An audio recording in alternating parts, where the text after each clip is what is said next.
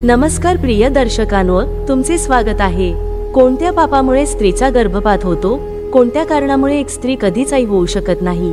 कोणत्या कारणामुळे स्त्रीला मुलगा होत नाही? तसेच पुत्रप्राप्तीसाठी शिवलिंगावर कोणते फूल अर्पण करावे आणि कोणत्या दिवशी पती सोबत समागम केल्याने पुत्र जन्माला येतो?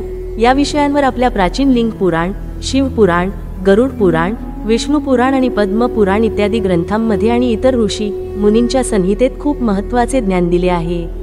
आज आम्ही तुम्हाला गर्भपाताची कारणे आणि मुलगा होण्यासाठीचे उपाय सांगणार आहोत, जे भगवान महादेवाने माता पार्वतीला सांगितले होते। म्हणूनच तुम्ही हा व्हिडिओ शेवटपर्यंत पाहिला पाहिजे। चला तर मग सुरुवात करूया। मित्रांनो, एक काळी भगवान शंकर कैलास पर्वताच्या पांढऱ्या बर्फाळ शिखरावर शांत आणि प्रसन्न वातावरणात ध्यानस्थ बसले होते। डोंगराच्या उंचीवरून मंद वारा वाहत होता, ज्यामुळे सर्वत्र एक अद्भुत शांतता आणि दिव्यता पसरत होती। जवळच माता पार्वती त्यांच्या पायाजवळ बसल्या होत्या, ज्यांच्या मनात खोलवर शंका होती। मग काही वेळ शांत राहिल्यानंतर पार्वतीने भगवान शिवांना आदर आणि नम्रतेने विचारले, हे प्रभू, मला एक गोष्ट जाणून घ्यायची आहे। तुम्ही मला विश्वाच्या निर्मितीचे रहस्य सांगितले आहे, मला जीवन आणि मृत्यूचे ज्ञान दिले आहे, पण मला सांगा की एका महिलेची गर्भधारणा न होण्याचे कारण काय आहे? अशी कोणती स्त्री आहे जिला मुलगा होत नाही? यामागे काही विशेष दोष किंवा पाप आहेत का? हे स्वामी, कृपया मला हे देखील सांगा की स्त्रीने मुलगा होण्यासाठी काय करावे? असे काही विशिष्ट दिवस, नियम किंवा उपाय आहेत का ज्याद्वारे चांगले मूल जन्माला येऊ शकते? मग महादेवाने देवी पार्वतीकडे पाहिले। त्यांचा चेहरा गंभीर होता आणि त्यांचे डोळे करुणेने भरलेले होते। ते हळूच म्हणाले, हे देवी, तू विचारलेला प्रश्न अत्यंत महत्त्वाचा आणि गांभीर्यपूर्ण आहे। तो केवळ शरीराशी किंवा नशिबाशी संबंधित नाही, तर तो आत्मा आणि कर्माच्या गुढतेशी पण जोडलेला आहे। गर्भ गमावणे किंवा पुत्रप्राप्तीच्या आनंदापासून वंचित राहणे हे केवळ या जन्मामुळे नाही, तर बऱ्याचदा स्त्री किंवा पुरुषांच्या मागील जन्माचे कर्म त्यामागे लपलेले असते। हे पार्वती, आज मी तुम्हाला अशीच एक खरी कथा सांगणार आहे, जी तुमच्या प्रश्नांचे उत्तर देणार आहे आणि माणसाला चांगल्या कर्मांचे महत्त्व देखील पटवून देते। ही राजा विक्रमसेन आणि राणी सुरभी यांची कहाणी आहे, ज्यांना त्यांच्या आयुष्यात गर्भपाताचे दुःख सहन करावे लागले होते। अरे पार्वती, ही कथा भक्ती, श्रद्धा आणि लक्षपूर्वक ऐकणाऱ्या कोणत्याही स्त्री किंवा पुरुषाला नक्कीच पुत्रप्राप्तीचा आशीर्वाद मिळेल। तिच्या पोटी एक सुंदर, सद्गुणी, दीर्घायुषी आणि धार्मिक मूल जन्माला येते। म्हणून तुम्हीही ही कथा काळजीपूर्वक ऐका मित्रांनो। आणि मग महादेवाने ती पौराणिक कथा माता पार्वतीला सांगायला सुरुवात केली। भगवान शंकर म्हणाले, हे देवी पार्वती, प्राचीन काळी विदर्भ नावाचे एक मोठे आणि समृद्ध राज्य होते। या राज्यातील राजा विक्रमसेन आपल्या प्रजेशी खूप दयाळू आणि धार्मिक पद्धतीने राज्य करत होता। त्यांनी नेहमीच राज्याच्या हिताला प्राधान्य दिले, आपल्या माता पित्यांप्रमाणे आपल्या प्रजेची काळजी घेतली आणि सर्व धार्मिक कार्यात त्यांना खूप रस होता। त्याच्या न्यायाच्या भावनेबद्दलच्या चर्चा दूरवर पसरल्या होत्या। विदर्भ राज्यात सर्वत्र शांतता आणि समृद्धीचे वातावरण होते। सुपीक जमीन, घनदाट जंगले, स्वच्छ नद्या आणि आनंदी शेतकरी या सर्वांनी मिळून त्या राज्याला स्वर्गासारखे स्वरूप दिले। राजा विक्रमसेनाची पत्नी राणी सुरभी हिला सुद्धा अतुलनीय सौंदर्याचे वरदान लाभले होते। तिच्या सौंदर्यासोबतच तिचा स्वभाव अत्यंत नम्र, सात्विक आणि भक्तिप्रिय होता।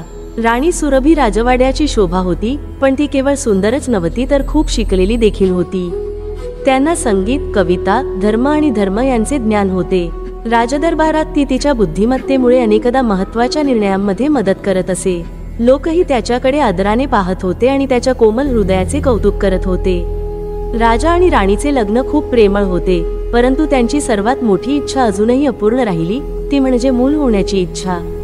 वर्षे अनेक गेली, पण राणी सुरभीला गर्भधारणा होऊ शकली नाही। दोघांनीही अनेक विधी, उपवास, उत्सव आणि यज्ञ केले, पण त्यांना कोणतेही फळ मिळाले नाही। असाच वेळ निघून गेला आणि राजा विक्रमसेनलाही काळजी वाटू लागली की त्याचा वंश पुढे नेण्यासाठी उत्तराधिकारी कोण असेल। राज्यात सर्व काही ठीक असले तरी कधीकधी दरबाराच्या कोपऱ्यात राजवंश पुढे नेण्यासाठी मुलगा का नव्हता याबद्दल चर्चा ऐकू येत असे। हे कुजबूज ऐकून राणी सुरभीला खूप वेदना व्हायच्या, म्हणून ती सतत देवाच्या भक्तीत रमून जायची। सकाळ संध्याकाळ ती तिच्या राजवाड्यातील प्रार्थनागृहात देवतांची पूजा करण्यासाठी, उपवास करण्यासाठी आणि मंदिरात जाऊन दान देत असे।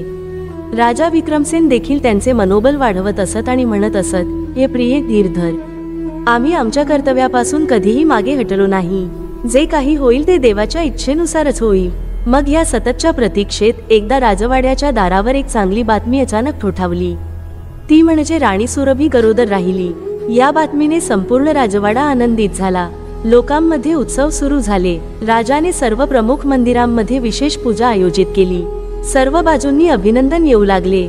आता राजा आणि राणीला वाटले की त्यांच्या वर्षानुवर्षांच्या तपश्चर्येचे फळ मिळाले आहे. काही दिवसातच राजवाडा फुलांनी सजवला गेला आणि ढोल ताशांचा आवाज घुमू लागला. जणू काही देवही आनंदी होते. पण नियतीपुढे हा आनंद जास्त काळ टिकू शकला नाही. गर्भधारणेच्या काही महिन्यांनंतर राणीला अचानक असामान्य वेदना जाणवू लागल्या. त्यावेळी राजेशाही वैद्याने शक्य तितकी सर्व तपासणी केली आणि औषधे दिली, पण काहीही फरक पडला नाही. मग एके दिवशी राणीला भयंकर वेदना झाल्या आणि तिचा अकाली गर्भपात झाला. ही बातमी ऐकल्यानंतर राजवाड्यात शोककळा पसरली. संपूर्ण राज्य स्तब्ध झाले आणि राजा विक्रमसेन ही स्वतः खूप दुःखी झाला आणि त्याने स्वतःला त्याच्या खोलीत कोंडून घेतले. तसेच राणी सुरभीला तिच्या हृदयाचा एक भाग नष्ट झाल्यासारखे वाटले. आता ती रात्रंदिवस रडायची आणि अपराधीपणाने भरलेली असायची. जणू तिने काही गंभीर गुन्हा केला आहे का असंच तिला वाटायच. देव त्यांच्यावर रागावला होता का? मित्रांनो, आता या अशा दयनीय परिस्थितीतही राजा विक्रमसेनने राणीला सांभाळण्याचा प्रयत्न केला. तो स्वतः हातून तुटला होता, पण त्याने राणीला सांत्वन दिले आणि म्हणाला, प्रिये, ही तुझी चूक नाही. सर्वशक्तिमान देवाने हे का केले हे आम्हाला माहीत नाही, परंतु आपण धीर सोडू नये. त्याच वेळी राजघराण्यातील प्रत्येक जण या गर्भपातामागील खरे कारण काय असू शकते याची काळजी करू लागला. तसेच गर्भपात झाल्यानंतर राणीला अनेक रात्री झोप येत नव्हती. मग एका रात्री तिला सहजच झोप लागली. पण त्याच रात्री राणीला एक भयानक स्वप्न पडले. तिने पाहिले की ती एका अंधाऱ्या आणि भयानक जंगलात ती एकटीच भटकत होती. सगळीकडे शांतता आहे, भयानक आवाज येत आहेत. मग काही भयानक आकृत्या दिसतात. त्यांचे शरीर काळ्या धुराने झाकलेले असते. त्यांच्या डोळ्यांतून लाल आग बाहेर पडत असल्याचे दिसते आणि त्यांच्या हातात फास आणि काठ्या असतात. हे आकडे मृत्यूचे दूत होते, जे राणीच्या गर्भाशयात राहणाऱ्या बाळाच्या आत्म्याला ओढून नेत होते. तेव्हा राणी ओरडत जोरात किंचाळली आणि झोपेतच बोलू लागली की, तुम्ही कोण आहात? माझ्या न जन्मलेल्या बाळाला कुठे घेऊन जात आहात? माझ्या गर्भाशयातील बाळाला का त्रास देत आहात? तेव्हा एका दूताने कठोर आवाजात उत्तर दिले, देवी, आम्ही तर यमदूत आहोत आणि हा आत्मा पापाने बांधलेला आहे, त्याला तर शिक्षा भोगावीच लागेल. आता आम्ही याला यमलोकांत घेऊन जात आहोत. तेव्हा राणी ओरडली आणि त्याच क्षणी तिची झोप उडाली. ती घाबरून उठून बसली. तिचे पूर्ण शरीर घामाने भिजून न्हाऊन निघाले होते. त्याचवेळी तिने राजाला जागे केले आणि आपले भयंकर स्वप्न सांगितले. हे वर्णन ऐकून राजा विक्रमसेनही चकित झाला. जणू काही ते दैवी संकेत वाटत होते. त्याने ठरवले की आता तो निश्चितपणे एखाद्या महापुरुषाचे किंवा ऋषींचे आध्यात्मिक मार्गदर्शन घेईल, जेणेकरून गर्भपाताचे खरे मूळ शोधता येईल आणि त्यावर उपाय शोधता येईल. मित्रांनो, विदर्भ राज्याच्या दक्षिण भागात एक दिव्य आश्रम होता, जिथे महान तपस्वी महर्षी गर्ग राहत होते. त्या काळी महर्षी गर्ग त्यांच्या ध्यान आणि दिव्य दृष्टीसाठी प्रसिद्ध होते. मग राजा विक्रमसेन यांनी ताबडतोब आपले दूत पाठवले आणि महर्षी गर्ग यांना पूर्ण आदराने राजदरबारात आमंत्रित केले. महर्षी गर्ग यांनी राजाची विनंती मान्य केली आणि काही दिवसातच ते आपल्या शिष्यांसह राजवाड्यात पोहोचले. त्याच्या आगमनाने राजवाड्याच्या वातावरणात एक वेगळ्याच प्रकारचे पावित्र्य आले. दूरवरूनही त्याचे तेजस्वी आभा आणि सौम्य पोशाख दृश्याला पवित्र बनवत होते. महर्षी गर्ग राजदरबारात पोहोचले तेव्हा राजा विक्रमसेन आणि राणी सुरभी यांनी त्यांचे हात जोडून भव्य स्वागत केले. त्यांचे पाय स्पर्श केले आणि त्यांना बसण्याची विनंती केली. ऋषी स्थिर मनाने आपल्या आसनावर बसले आणि राजाच्या विनंतीवरून म्हणाले, हे राजा, मला येथे कशासाठी बोलावले आहे ते सांगा. तेव्हा राजाने नम्रपणे त्यांच्या दुःखाची संपूर्ण कहाणी सांगितली. राणी कशी गर्भवती झाली, गर्भपात कसा झाला आणि राणीला एक भयानक स्वप्न कसे पडले. महर्षी गर्ग सर्व काही अगदी लक्षपूर्वक ऐकत होते. मग त्याने त्याच्या दिव्य दृष्टीचा वापर केला. ते काही वेळ ध्यानस्थ अवस्थेत बसून राहिले. त्यांचे डोळे अर्धे बंद होते आणि त्याच्या कपाळावर गंभीरतेचे भाव दिसत होते. आणि मग काही वेळाने जेव्हा महर्षींनी डोळे उघडले तेव्हा त्यांच्या चेहऱ्यावर गंभीर शांततेचे भाव होते. ऋषी गर्ग म्हणाले, हे राजन, सत्य खूप खोल आणि कटू आहे. राणी सुरभीने तिच्या मागील जन्मातील कर्मांमध्ये काही पाप केले आहे, ज्यामुळे तिला या जन्मात गर्भपाताचे दुःख सहन करावे लागले. आता सर्वत्र राजवाड्यात शांतता होती. राणी सुरभीचे डोळे अश्रूंनी भरले. राजा विक्रमसेन देखील चिंतेत होते. महर्षी गर्गने राणीकडे पाहिले. त्याचा आवाज खूप करुणामय पण स्पष्ट होता आणि म्हणले, हे राणी सुरभी, तुझ्या मागच्या जन्मात घडलेल्या एका घटनेने तुझे वर्तमान निश्चित केले आहे. मागच्या जन्मात तू एका कुलीन कुटुंबातील मुलगी होतीस, पण काही कारणास्तव तू अविवाहित असतानाच गर्भवती राहिलीस. समाजाच्या लाज आणि परिवाराच्या लज्जेच्या भीतीने तू मुद्दाम होऊन ती गर्भधारणा संपवलीस आणि तू स्वतःहून गर्भपात केला होतास. हे कृत्य अत्यंत निंदनीय होते, कारण जन्माला न आलेल्या बाळाची हत्या करणे हे एक गंभीर पाप मानले जाते. त्याच परिणामी आज या जन्मात तुला गर्भपाताचे दुःख सहन करावे लागत आहे. मित्रांनो, हे ऐकून राणी सुरभीला तिचे अश्रू आवरता आले नाहीत. तिला असे वाटले की जणू काही त्याच्या हृदयात काही अस्पष्ट आठवण येत आहे. तिच्या मागील आयुष्याची एक अस्पष्ट सावली, एक भीती आणि अपराधीपणाची भावना जागृत झाली. ती महर्षींच्या पाया पडली आणि म्हणाली, महाराज, जर मी माझ्या मागच्या आयुष्यात असे पाप केले असेल तर कृपया मला क्षमा करा. मला त्या पापाचे प्रायश्चित्त करायचे आहे आणि भविष्यात मला मुले होण्याचे सुख मिळवायचे आहे. कृपया मला मार्ग दाखवा. आणि राजा विक्रमसेन यांनीही हात जोडून विनंती केली व म्हणाले, गुरुदेव, कृपया मला या पापापासून मुक्त होण्यासाठी आणि भविष्यात निरोगी मुले होण्यासाठी काही मार्ग सांगा. महर्षी गर्ग यांनी दोघांनाही सांत्वन दिले आणि म्हणाले, बेटा, प्रत्येक पापाचे प्रायश्चित्त आहे. जर खऱ्या मनाने प्रायश्चित्त केले, देवाचे स्मरण केले आणि धर्माचे नियम पाळले तर जुनी पापे देखील नष्ट करणे शक्य आहे. मी तुम्हाला काही शास्त्रीय पद्धती सांगतो, ज्यांचे पालन करून तुम्ही दोघेही पुन्हा मुले मिळवू शकाल. सर्वप्रथम महर्षी गर्ग यांनी गर्भधारणेसाठी योग्य वेळ स्पष्ट केली व ते म्हणाले, प्राचीन गर्भसंस्कार विधानात असे म्हटले आहे की स्त्रीच्या मासिक पाळीच्या 5व्या दिवसानंतर काही विशेष रात्री गर्भधारणेसाठी अनुकूल मानल्या जातात, जसे की षष्ठी, अष्टमी, दशमी, द्वादशी, चतुर्दशी आणि 16व्या रात्री. जर या तिथींना पुरुष आणि स्त्रीचे शुभ मिलन झाले तर चांगल्या गुणांसह मुलगा होण्याची शक्यता जास्त असते. आणि या उलट 5व्या, 9व्या किंवा 15व्या रात्री गर्भधारणेमुळे मुलगी होण्याची शक्यता जास्त असते असे म्हटले जाते. तसेच सप्तमी, एकादशी आणि त्रयोदशी या तिथींना संभोग केल्याने गर्भ कमकुवत होऊ शकतो किंवा आयुष्य कमी होऊ शकते, म्हणून या तारखांना संभोग टाळण्याचा सल्ला दिला जातो. राजा विक्रमसेन आणि राणी सुरभी हे सर्व गोष्टी अत्यंत भक्तीने ऐकत होते. त्याला त्याच्या अज्ञानाची जाणीव होत होती. शेवटच्या वेळी त्यांनी कोणताही शुभ मुहूर्त न पाळता लैंगिक संबंध ठेवले होते. त्यांनी ठरवले की पुढच्या वेळी ते दोघेही शास्त्रानुसार सर्व नियमांचे पालन करतील. यानंतर महर्षींनी आणखी एक खास उपाय सांगितला. तो म्हणाला, हे राजा, लिंग पुराण आणि शिवपुराणात भगवान शंकर आणि माता पार्वती यांच्यातील संभाषणातून मुलांशी संबंधित काही रहस्य उलगडतात. शिवाने पार्वतीला सांगितले होते की ज्या महिलांना वारंवार पुत्रप्राप्तीमध्ये अडचणी येत आहेत त्यांनी धतुराच्या फुलांनी शिवलिंगाची पूजा करावी. धतुरा भगवान शंकरांना खूप प्रिय आहे. जर शिवरात्रीच्या दिवशी भोलेनाथांना लाल देठ असलेली धतुराच्या फुलांची माळ अर्पण केली आणि पुत्रप्राप्तीची कामना केली तर महादेव प्रसन्न होतात आणि योग्य पुत्र देतात. मित्रांनो, राजा आणि राणीने हे उपाय मनात ठेवले. मग राणीने उत्सुकतेने विचारले, महाराज, पूजा आणि योग्य वेळ लक्षात ठेवून करण्याव्यतिरिक्त आणखी काही करता येईल का? यावर ऋषींनी उत्तर दिले, हो. ज्याप्रमाणे औषधासोबतच आचाराची काळजी घेतली पाहिजे, त्याचप्रमाणे मुलांसाठी धर्माचे पालन करणे देखील आवश्यक आहे. प्राचीन ग्रंथांमध्ये असे नमूद केले आहे की गर्भवती महिलेने तिच्या मनाने, वाणीने आणि कृतीने कोणालाही हानी पोहोचवू नये. तिने विशेषतः हिंसा, असत्य आणि अपमान या 3 मोठ्या पापांपासून दूर राहावे. जर गर्भवती महिलेच्या मनात द्वेष, क्रोध किंवा अधर्माचे विचार निर्माण झाले तर त्याचा थेट गर्भावर विपरीत परिणाम होतो. उदाहरणार्थ, महाभारतात असे नमूद केले आहे की गर्भधारणेदरम्यान गांधारीने क्रोधाच्या भरात तिच्या गर्भावर प्रहार केला होता, ज्यामुळे तिचा गर्भ अकाली नष्ट झाला होता. जरी नंतर ऋषी व्यासांच्या हस्तक्षेपामुळे कौरवांचा जन्म होऊ शकला, परंतु त्यांचे भाग्य दुर्दैवी होते. यावरून असे समजते की गर्भधारणेदरम्यान अतिराग किंवा इतर नकारात्मक भावना टाळणे चांगले. आणि म्हणाले, नासिका सूत्रानुसार आणखी काही नियम सांगितले आहेत. ते म्हणजे, जर पती पत्नींना मुले होण्यास रस नसेल आणि तरीही त्यांना लैंगिक संबंध ठेवायचे असतील तर ते मासिक पाळीच्या 18व्या दिवसापासून पुढची मासिक पाळी सुरू होईपर्यंत लैंगिक संबंध ठेवू शकतात. या काळात गर्भधारणेची शक्यता जवळजवळ 0 असते. त्यावेळी स्त्रीने पुरुषाच्या डाव्या बाजूला झोपावे, जेणेकरून तिची चंद्र ऊर्जा सक्रिय होईल आणि पुरुषाच्या सौर ऊर्जेशी संतुलित होईल आणि ती मूल निर्मितीत योगदान देऊ शकेल. त्यावेळी जर पुरुषाची उजवी नाकपुडी, सूर्यस्वर आणि स्त्रीची डावी नाकपुडी, चंद्रस्वर सक्रिय असेल तर ही ऊर्जा संतुलन पुत्राच्या जन्माची शक्यता वाढवते. ही अंधश्रद्धा नाही, तर शरीराच्या सूक्ष्म शक्ती आणि निसर्ग यांच्यातील वैज्ञानिक समन्वयाचे एक रहस्य आहे. ही जाणीवेची ती पातळी आहे जिथे केवळ शारीरिक हालचालीच नव्हे तर आध्यात्मिक शुद्धता देखील आवश्यक आहे, जे स्त्री आणि पुरुष या मिलनाला देवाची देणगी मानतात आणि शुद्ध भावनांनी त्यात प्रवेश करतात.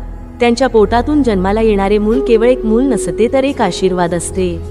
मासिक पाळीच्या चक्रानुसार 6वी रात्र ही मूल होण्यासाठी, विशेषतः मुलगा होण्यासाठी सर्वोत्तम असते. असे केल्याने आपल्याला केवळ मुलच मिळत नाही तर ते मूल सद्गुणी, तेजस्वी आणि धार्मिक देखील बनते. मासिक पाळी बंद झाल्यानंतर 4थ्या, 6व्या, 8व्या, 10व्या, 12व्या, 14व्या आणि 16व्या रात्री गर्भधारणेमुळे मुलगा होतो आणि 5व्या, 7व्या, 9व्या, 11व्या, 13व्या आणि 15व्या रात्री गर्भधारणेमुळे मुलगी होते. 4थ्या रात्रीच्या पोटातून जन्मलेल्या मुलाचे आयुष्य कमी असेल आणि तो गरीब असेल. 5व्या रात्रीच्या गर्भधारणेतून जन्मलेली मुलगी भविष्यात फक्त मुलींनाच जन्म देईल. 6व्या रात्रीच्या गर्भातून एका मध्यमवयीन मुलाचा जन्म होईल. 7व्या रात्रीच्या गर्भधारणेपासून जन्मलेली मुलगी वांझ असेल. 8व्या रात्री गर्भातून जन्मलेला मुलगा समृद्ध असतो. 9व्या रात्रीच्या गर्भातून ऐश्वर्यसंपन्न कन्या जन्माला येते. 10व्या रात्रीच्या गर्भातून एक हुशार मुलगा जन्माला येतो. 11व्या रात्रीच्या गर्भातून एका चारित्र्यहीन मुलीचा जन्म होतो. 12व्या रात्रीच्या गर्भातून पुरुषोत्तम पुत्राचा जन्म होतो. 13व्या रात्रीच्या उष्णतेपासून एका संकरित मुलीचा जन्म होतो. 14व्या रात्रीच्या गर्भातून एक उत्तम पुत्र जन्माला येतो. 15व्या रात्रीच्या गर्भधारणेपासून एका भाग्यवान मुलीचा जन्म होतो. 16व्या रात्रीच्या गर्भातून सर्व गुणांनी युक्त असा मुलगा जन्माला येतो. राणी सुरभीने मान हलवत म्हणाली, गुरुदेव, माझ्या मनात कोणतेही अशुद्ध विचार येऊ नयेत यासाठी मी सर्वतोपरी प्रयत्न करेन. मी स्वतःला भक्ती, दान, जप आणि प्रभूचे स्मरण करण्यात गुंतवून ठेवेन. मग महर्षी पुढे स्पष्ट करतात, गरुड पुराण असेही म्हणतात की स्त्रीने कधीही तिच्या पतीची टीका करू नये आणि गर्भाला हानी पोहोचवणाऱ्या कृतींपासून दूर राहावे, अगदी अनावधानानेही. जी स्त्री जाणून बुजून गर्भाचा नाश करते किंवा तिच्या पतीचा अनादर करते ती तिच्या पापांमुळे अधोगती पावते. म्हणून सुरभी, जर तू आता पूर्ण भक्ती आणि श्रद्धेने तुझ्या पतीचा आदर केलास तर देवाच्या कृपेने तुझी मागील पापे धुवून जातील. राणीने अश्रूंनी होकार दिला. तिने यापूर्वी कधीही राजाशी अनुचित वर्तन केले नव्हते, पण आता तिने आणखी सभ्यतेने वागण्याची प्रतिज्ञा केली होती. यानंतर ऋषींनी आणखी एक गूढ पण शुभ उपाय सुचवला. ते म्हणाले, प्राचीन काळापासून एक विधी प्रचलित आहे ज्याला पुंसवन संस्कार म्हणतात. गर्भधारणेच्या 3ऱ्या महिन्यात हा विधी केला जातो, जेणेकरून गर्भाशय मजबूत होते आणि मुलाच्या जन्माची शक्यता वाढते. या पद्धतीत गर्भवती महिलेच्या नाकात काही थेंब विशेष औषधी वनस्पती टाकल्या जातात किंवा तिला त्यांचा वास घेण्यास परवानगी दिली जाते. असे मानले जाते की यामुळे गर्भ सुरक्षित राहतो. राणीला आठवले की तिने अशा विधीबद्दल यापूर्वी कधीही ऐकले नव्हते. ऋषींनी पुढे स्पष्ट केले, ही आयुर्वेदाने मान्यता दिलेली पद्धत आहे. यामध्ये वापरले जाणारे पवित्र औषधे आणि मंत्र गर्भाशयाला शक्ती देतात आणि देवांचे आशीर्वाद देतात, हे प्राचीन संस्कृत ग्रंथांमध्ये म्हटले आहे. राजा विक्रमसेन यांनी लगेच घोषणा केली की पुढच्या वेळी राणी गर्भवती होईल तेव्हा हे सर्व धार्मिक आणि आयुर्वेदिक विधी केले जातील. शेवटी महर्षी गर्ग यांनी राणीला हलके हास्य देऊन आशीर्वाद दिला, मुली, तू तुझ्या मागील जन्मातील पापांची जाणीव करून घेतली आहेस आणि प्रायश्चितचा मार्ग निवडला आहेस. म्हणून दुःखी होऊ नकोस. आता विहित धर्माचे निष्ठेने पालन कर. निश्चितच देवाच्या कृपेने तुझा गर्भ पुन्हा फळ देईल. राणी सुरभीने आशेने भरलेल्या नजरेने महर्षी गर्गकडे पाहिले. गुरुदेव, मी हे सर्व करण्यास तयार आहे. मला फक्त माझ्या मागील जन्मातील पापे पुसून टाकायची आहेत आणि मला मातृत्वाचे आशीर्वाद मिळावेत असे वाटते. महर्षी गर्ग यांनी तिला आशीर्वाद दिला, हे मुली, जे घडले ते निश्चितच दुर्दैवी होते, पण पश्चात्तापाची तुझी इच्छा खरी आहे. देव तुला आशीर्वाद देईल. आता तू शुद्ध आचरणाने आणि या नियमांचे पालन करून पुढे जा. तुला पुण्यफळ नक्कीच मिळेल. राजा आणि राणीने ऋषींना नम्रपणे नमस्कार केला आणि त्यांचा निरोप घेतला. त्याच्या आयुष्याचा एक नवीन अध्याय आशादायक वातावरणात सुरू होण्यास सज्ज होता. महर्षी गर्ग यांच्या जाण्यानंतर राजा विक्रमसेन यांनी संपूर्ण राज्यात संदेश पसरवला की आता राज्यात कोणत्याही प्रकारचे अनैतिक कृत्य, अत्याचार किंवा हिंसाचार सहन केला जाणार नाही. शिकार आणि अनावश्यक हिंसाचार प्रतिबंधित होता. त्यांनी सरकारी अधिकाऱ्यांना कडक आदेश दिले की लोकांना न्याय द्या, मग ते श्रीमंत असोत किंवा गरीब, सर्वांना समानता मिळाली पाहिजे. दान, धर्म, यज्ञ आणि गरिबांची सेवा यावर विशेष लक्ष दिले जाऊ लागले. देवाचा आश्रय घेऊन लोक आपले मन शुद्ध करू शकतील यासाठी अनेक ठिकाणी शिवमंदिरांचा जीर्णोद्धार करण्यात आला. राणी सुरभी तिचा बहुतेक वेळ भगवान शिवाची पूजा करण्यात घालवू लागली. दररोज स्नान केल्यानंतर ती महादेवाच्या स्तुतीसाठी एक स्वरचित स्तोत्र म्हणत असे. हे महादेव, ज्याच्या डोक्यावर चंद्रदेव विराजमान आहे, ज्याला विश्वाचे हितकारक म्हटले जाते, कृपया माझे जीवनही परोपकाराच्या प्रकाशाने भरा. त्यानंतर ती शिवलिंगावर बिल्वपत्रे, धतुराची फुले आणि जल अर्पण करायची. मनातल्या मनात तिने माता पार्वतीला प्रार्थना केली. हे गौरी माता, महादेवाच्या अर्ध्या मुलांच्या सुखाची देवी, मलाही मातृत्वाचा महिमा मिळावा म्हणून आशीर्वाद दे. राणीने केवळ पूजाच केली नाही तर तिचे मन आणि वाणी देखील शिस्तबद्ध ठेवली. राजवाड्यातील कोणत्याही दासीकडून थोडीशीही चूक झाली तर राणी तिला फटकारण्याऐवजी शांतपणे समजावून सांगायची. तिला स्वतःला माहीत होते की राग किंवा कठोर शब्द गर्भासाठी हानिकारक प्रवृत्तींना जन्म देऊ शकतात. जरी ती यावेळी गर्भवती नव्हती तरी तिने तिचे चारित्र्य पूर्णपणे सौम्य आणि शुद्ध ठेवण्याचा निर्णय घेतला होता, जेणेकरून भविष्यात ती गर्भवती राहिली तर कोणताही नकारात्मक परिणाम होणार नाही. दिवसेंदिवस त्याच्या मनात खोल श्रद्धा आणि भक्तीची भावना जागृत होत होती. तिने विचार केला, जर मी माझ्या मागच्या जन्मात खरोखरच एखादे गंभीर पाप केले असेल तर मला या जन्मातील माझ्या चांगल्या कर्मांनी ते धुवावे लागेल. देव मला माफ करील किंवा न करील, पण असे कृत्य पुन्हा न करणे हे माझे कर्तव्य आहे. त्याचा त्याग, समर्पण आणि संयम पाहून संपूर्ण राजदरबारही प्रभावित झाला. राजा विक्रमसेन यांनीही त्याला पाठिंबा दिला. त्यांनी स्वतः अत्यंत नम्रतेने राज्याची सूत्रे सांभाळली आणि धर्म आणि न्यायाच्या मार्गावर राज्य पुढे नेले. काळाचा प्रवाह चालूच राहिला. आता ऋतू बदलले. वसंत ऋतूनंतर उन्हाळा आला, नंतर पावसाळा आला आणि पुन्हा शरद ऋतू आला. दरम्यान राजा आणि राणीने प्रत्येक शुभ सणाला उपवास आणि दान करण्याची प्रथा चालू ठेवली. तो बालविधवांना मदत करत असे, अनाथ मुलांसाठी अन्न आणि निवाऱ्याची व्यवस्था करत असे आणि गोशाळांना चारा पाठवत असे. राजवाड्यात रामायण, महाभारत, शिवपुराण आणि इतर धार्मिक ग्रंथांचे नियमितपणे पठण केले जात असे. त्यांच्या कथा ऐकून राणीला तिचे आंतरिक सामर्थ्य बळकट झाले. शेवटी तो काळ आला जेव्हा राणी सुरभीला पुन्हा स्वतःमध्ये काही बदल जाणवला.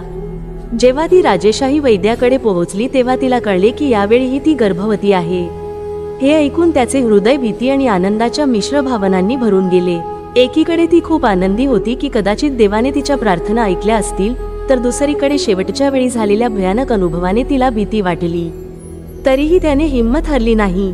त्याने प्रथम राजा विक्रमसेनला ही शुभवार्ता दिली. राजाने आनंदाने राणीला मिठी मारली आणि म्हणाला, यावेळी आपण सर्व खबरदारी घेऊ, सर्व विधी करू, सर्व काही ठीक होईल. यावेळी राणीने तिच्या गरोदरपणाच्या अगदी सुरुवातीच्या महिन्यांपासूनच कडक खबरदारी घेण्यास सुरुवात केली. तिने सात्विक आहार पाळला आणि जास्त तळलेले, मसालेदार किंवा अशुद्ध अन्न टाळले. त्यांना मुबलक प्रमाणात ताजी फळे, हिरव्या भाज्या, दूध, तूप इत्यादी दिले जात असे. ती सकाळी आणि संध्याकाळी हलकी फिरायला जायची आणि हळू आवाजात भक्तिसंगीत ऐकायची किंवा स्वतः गुणगुणायची. राजवाड्यात वातावरण सकारात्मक राहावे म्हणून वैदिक मंत्र आणि पौराणिक कथांचे सतत पठण केले जात असे. गर्भावस्थेचा 3रा महिना येताच राजा विक्रमसेन यांनी महर्षी गर्ग यांना विनंती केली आणि पुंसवन संस्कार केले. महर्षी त्यांच्या शिष्यांसह आले. त्यांनी या विधीत वापरल्या जाणाऱ्या दुर्मिळ औषधी वनस्पती आणि औषधे सोबत आणली. राजवाड्याच्या भव्य अंगणात एक वेदी मंडप सजवण्यात आली होती. सर्वत्र वैदिक स्तोत्रे घुमत होती आणि पवित्र अग्नी जळत होता. महर्षी गर्ग यांनी विधीनुसार हवन केले आणि नंतर त्या औषधांचे काही थेंब राणीच्या नाकाजवळ ठेवले, जेणेकरून तिला त्याचा सुगंध घेता येईल. असा विश्वास होता की हा औषधी सुगंध गर्भाशयाला बळकट करतो आणि त्यात जीवन देणारी शक्ती भरतो. त्यानंतर मंत्रांच्या जपात राणीला आशीर्वाद देण्यात आला. राजदरबारात येणारे ब्राह्मण आणि विद्वान राणीच्या दीर्घायुष्यासाठी आणि तिच्या मुलांच्या सुरक्षिततेसाठी प्रार्थना करत असत. राजा विक्रमसेन यांनी महर्षी आणि इतर विद्वानांचा सन्मान केला आणि त्यांना विविध भेटवस्तू आणि दक्षिणा दिली. त्या दिवशी राजा आणि राणीने असहाय्य आणि गरजू लोकांना अन्न आणि कपडे दान केले. राज्यातही उत्सवाचे वातावरण होते, पण प्रत्येकाच्या मनात एकच प्रार्थना होती, यावेळी गर्भधारणा सुरक्षित राहावी. हळूहळू गर्भधारणेचे महिने पुढे सरकत गेले. 4था महिना, 5वा महिना, 6वा महिना. दर महिन्याला राजवाड्यात छोटे धार्मिक उत्सव आयोजित केले जात असत, जिथे राणीच्या आरोग्यासाठी प्रार्थना केली जात असे. सीमंतोन्नयन आणि इतर विधी देखील पूर्ण विधींनी पार पडले. राणी राग, कलह आणि मत्सर यापासून दूर राहण्याची पूर्ण काळजी घेत असे. कधीकधी राजदरबारातील बाबींमध्ये गुंतागुंत निर्माण होत असे, परंतु राजा विक्रमसेन स्वतः बहुतेक समस्या सोडवत असे. राणीच्या आरोग्याची विशेष काळजी घेतली जात असे. राणीच्या आजूबाजूला नेहमीच महिलांचा एक गट असायचा. त्या तिच्यासाठी संगीत वाजवत असत, तिला गोष्टी सांगत असत, सुंदर फुलांचे हार बनवत असत आणि तिची खोली सजवत असत, जेणेकरून राणी आनंदी राहतील आणि तिला कोणत्याही प्रकारचा मानसिक ताण येऊ नये। राणी तिच्या मोकळ्या वेळेत धार्मिक ग्रंथांचे पठण करायची। त्याला विशेषतः महाभारतातील काही कथा खूप प्रेरणादायी वाटल्या, जसे की अभिमन्यूची पत्नी उत्तराची कथा, जिच्या जन्मलेल्या मुलाला अश्वत्थामाने ब्रह्मास्त्राने मारले होते, परंतु भगवान कृष्णाच्या कृपेने ते मूल राजा परीक्षितला पुन्हा जिवंत झाले। या कथांमुळे राणीमध्ये विश्वास आणि धैर्य निर्माण झाले की देवाच्या इच्छेने काहीही शक्य आहे। 7व्या आणि 8व्या महिन्यात शारीरिक वेदना वाढू लागल्या, पण राणीने हिंमत गमावली नाही। ती दररोज ध्यान आणि प्राणायाम देखील करायची। तिच्या दासींच्या मदतीने तिने फुलांचा हार बनवला आणि तो शिवलिंगाला अर्पण केला। ती स्वतःशी म्हणाली, हे भगवान शिव, हा परीक्षेचा काळ आहे, मला शक्ती दे आणि या गर्भाचे रक्षण कर। राजवाड्यात इतकी खात्री होती की राणी नक्कीच एका निरोगी मुलाला जन्म देईल। या शुभ आशेने राज्यात येणाऱ्या उत्सवाची तयारी आतापासूनच सुरू झाली। 9वा महिना आला आणि राणीच्या प्रसूतीची वेळ जवळ आली। राजवाड्यातील महिलांच्या खोल्या सजवल्या होत्या आणि शाही वैद्य आणि अनुभवी सुईणी तयार ठेवण्यात आल्या होत्या। एका संध्याकाळी सूर्य मावळत असताना राणीला प्रसूती वेदना सुरू झाल्या। ती रात्र त्यांच्यासाठी खूप वेदनादायक होती, पण आशेने भरलेली देखील होती। राजा विक्रमसेन राजवाड्याबाहेर प्रार्थनामय स्थितीत फिरत होते, मनात देवाचे नाव होते आणि ओठांवर मंत्र होते। सुईणी आणि डॉक्टर राणीची काळजी घेण्यात व्यस्त होते। मध्यरात्र उलटून गेली तोपर्यंत राणीच्या वेदना शिगेला पोहोचल्या। जेव्हा तिच्या डोळ्यातून अश्रू वाहायचे तेव्हा तिला मनात भगवान शिवाची आठवण यायची। त्याच दिवशी आश्रमातून महर्षी गर्गही आले होते। तो राजवाड्याबाहेर एका शांत खोलीत बसला होता, सर्व काही व्यवस्थित व्हावे म्हणून जप करत होता आणि आशीर्वाद देत होता। अखेर रात्रीच्या शेवटच्या घटकेत जेव्हा पहाटेचा लालसरपणा पूर्वेला दिसणार होता, तेव्हा राणी सुरभीने एका निरोगी आणि तेजस्वी मुलाला जन्म दिला। राजवाड्यात रडणाऱ्या मुलाचा आवाज ऐकू येताच सर्वांनी सुटकेचा श्वास सोडला आणि आनंदाने ओरडले। राजा विक्रमसेनच्या डोळ्यात आनंदाश्रू आले। तो राजवाड्यात शिरला आणि त्याने राणीला पाहिले। ती खूप थकली होती, पण तिच्या चेहऱ्यावर एक दिव्य तेज होते। सुईणीने लहान राजकुमाराला राणीच्या मांडीवर ठेवले आणि राणीने त्याला आपल्या मांडीवर घेतले। त्याला असं वाटलं की जणू काही वर्षानुवर्षे असलेली वेदना आणि अपराधीपणाची भावना त्याच क्षणी वाहून गेली आहे। महर्षी गर्ग यांना ही माहिती मिळाली तेव्हा ते देखील आनंदाने भरले। त्याने मुलाच्या कपाळावर टिळक लावला आणि त्याला आशीर्वाद दिला, "ए मुला, तुला दीर्घायुष्य लाभो, धार्मिक व्यक्ती होवो आणि तुझ्या पालकांना गौरव मिळो."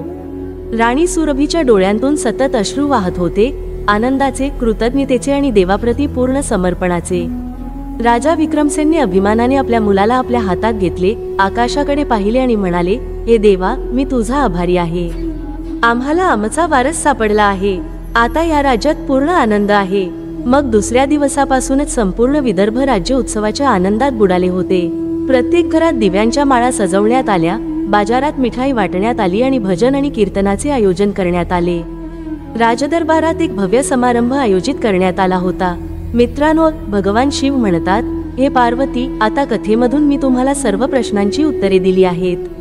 पुढे महर्षी गर्गसारख्या तपस्वींचे मार्गदर्शनाखाली तो मुलगा मोठा झाला आणि राज्यात उदात्त मूल्ये स्थापित केली। परिणामी त्यांना केवळ कौटुंबिक आनंद मिळाला नाही, तर संपूर्ण राज्याला एक आदर्श मिळाला। जर राजा स्वतः नीतिमत्तेच्या मार्गावर चालला तर त्याची प्रजा देखील त्याचे अनुसरण करते। तर अशा प्रकारे निष्पाप प्राणीच्या शापाची ही कहाणी एक संपूर्ण प्रवास आहे। सुरुवातीला अस्वस्थता, मध्यभागी संघर्ष आणि शेवटी एक आनंदी संकल्प। ही कथा आपल्याला सांगते की माणसाचे नशीब त्याच्या कृतींवरून ठरते आणि जर त्याच्या कृतींमध्ये पाप मिसळले गेले तर त्याचे परिणाम एके दिवशी दिसून येतील। परंतु देवाची दया देखील अनंत आहे आणि जर मनुष्याने पश्चात्ताप आणि दानधर्माचा मार्ग निवडला तर दैवी कृपा त्याला वंचित ठेवत नाही। आणि अशा प्रकारे विदर्भ राज्यात एका नवीन अध्यायाला सुरुवात झाली। आपला मुलगा पुण्यमूर्तीच्या जन्मानिमित्त राजा विक्रमसेन यांनी आयुष्यभर धर्म आणि न्यायाचे व्रत अधिक दृढतेने स्वीकारले। राणी सुरभीने आई पार्वतीचे सतत स्मरण करून एका आदर्श आईची भूमिका बजावली आणि तिच्या प्रजेला मातृस्नेह देखील प्रदान केला। काळ सरत गेला, पुण्यमूर्ती मोठा झाला, त्याने आपल्या वडिलांप्रमाणेच धार्मिक भक्ती आणि प्रजेची काळजी घेतली आणि नंतर तो विदर्भाचा एक प्रसिद्ध राजा बनला। तर मित्रांनो, या कथेतून एक साधा धडा शिकता येतो की केवळ कृतीच नाही तर व्यक्तीच्या भावना, नैतिकता आणि आध्यात्मिक श्रद्धा देखील त्याचे भविष्य घडवतात। मुलांच्या आनंदाशी संबंधित हा पैलू पुराण आणि शास्त्रांमध्ये खूप महत्त्वाचा मानला गेला आहे। जेणेकरून समाजात ही जाणीव कायम राहील की आपण ज्या नवीन जीवनाला जन्म देतो त्याप्रती आपली जबाबदारी केवळ भौतिक सुखसोयींपुरती मर्यादित नाही, तर आध्यात्मिक आणि नैतिक जबाबदारी देखील तितकीच मोठी आहे. जर या कथेचा सारांश एका ओळीत दिला तर तो असा असेल, पाप तुम्हाला कधीही सोडत नाही, परंतु प्रायश्चित्त करून आणि धर्माच्या मार्गाचे अनुसरण करून त्याच्या प्रभावापासून मुक्त होऊ शकते. हा संदेश राजा विक्रमसेन आणि राणी सुरभी यांची कहाणी युगानुयुगे प्रासंगिक ठेवतो. आम्हाला आशा आहे ही कथा तुम्हाला नक्कीच आवडली असेल. तर व्हिडिओला लाईक करा आणि कमेंटमध्ये खऱ्या श्रद्धेने हर हर महादेव नक्की लिहा. तुम्हा सर्वांचे मनपूर्वक आभार.